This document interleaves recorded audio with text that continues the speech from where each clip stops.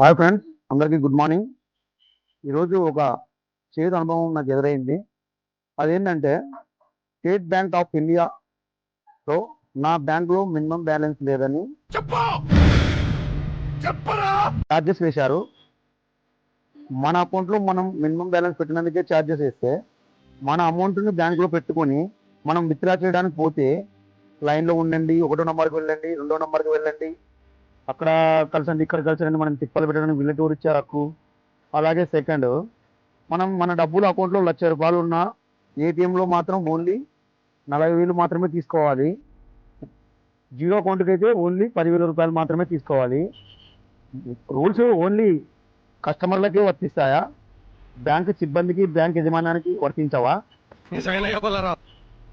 బ్యాంకులో అమౌంట్ ఉన్న ఏటీఎంలో విత్డ్రా చేయడానికి పోతే అక్కడ అమౌంట్ ఉండడం లేదు. మరి మేమెంత ఫైన్ వేయాలి మీకు? కరెక్ట్, ఇది కరెక్ట్గా చెప్పావయ్యా. ఏటీఎంలో విత్డ్రా చేసినప్పుడు ఆటోమేటిక్ మధ్యలో అమౌంట్ వాగిపోతుంది. అప్పుడు మేము వచ్చి మిమ్మల్ని బ్యాంక్ సిబ్బందిని కలవాలా? 3 days అవుతుంది, 4 days అవుతుంది అని చెప్తున్నారు. మాకు ఎన్ని ఇబ్బందులతో ఉండి మేము వచ్చింటామో, ఎమర్జెన్సీ ఎన్ని ఉంటాయో, హాస్పిటల్ బిల్లులు, అలాగే ఇంటి బిల్లులు, ఎన్ని బిల్లులు కట్టేటి ఉంటాయో వచ్చింటాం. అలాంటప్పుడు మీరు మమ్మల్ని 3 days వాగండి, 4 days వాగండి, లెటర్ రాసియండి, ఒకటో నంబర్లో సంతకం పెట్టేయండి అని మీరు అనడం కరెక్టేనా?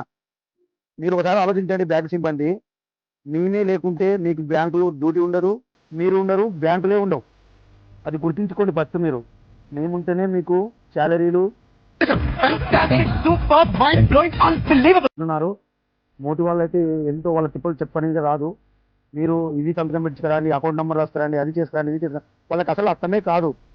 మీరేదో అట్లా తిప్పి ఇట్లా తిప్పి ఒకటో నెంబర్ పో, మూడో నెంబర్ పో, కారణం ఆడగలుసు లాస్ట్ వాళ్ళని తిప్పి తిప్పి చాలా ఇబ్బందులకు గురి చేస్తున్నారు. కావున బ్యాంకు అధికారులు కస్టమర్లపై దయ ఉంచి రెస్పాన్సిబుల్గా ప్రతి ఒక్క కస్టమర్ని ప్రేమగా రెస్పాన్స్ ఇచ్చి